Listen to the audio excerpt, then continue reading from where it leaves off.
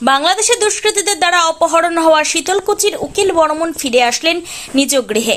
গত 16 এপ্রিল সীমান্তে চাষ করতে গিয়ে তিনি অপহরণ হন বাংলাদেশের দুষ্কৃতীদের দ্বারা। এরপর বিজিবির হাত ধরে দীর্ঘ 29 দিন জেলে থাকেন তিনি। পরবর্তীতে তিনি জামিনে মুক্ত হয়ে বিএসএফ এর হাত ধরে ফিরে আসেন নিজের বাড়িতে। উকিল বর্মন জানান, কোনো কারণ ছাড়াই তাকে তুলে নিয়ে যায় দুষ্কৃতীরা। সীমান্তে 4 বিঘা জমি রয়েছে তার। তবে তিনি আরও জানান যে ভয় তিনি পেয়েছেন, তিনি আর জমিতে চাষ করতে যাবেন না, পরিবারের কাউকে জমি চাষ করতে পাঠাবেন না।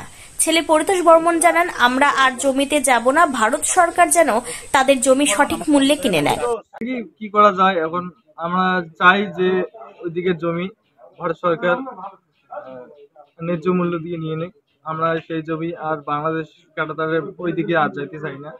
আমরা খুবই আতঙ্কের মধ্যে, ভয়ের মধ্যে আছি যে আজকে বাবাকে নিয়ে গেল, কালকে আমাদেরকেও নিয়ে যেতে পারে ভবিষ্যতে। এই আতঙ্কে আছি। আর সেরকম আমরা ভরসা পাই না বিএসএফ এর উপর অথবা আমাদের প্রশাসনের উপর। মানে এখানে তো আপনার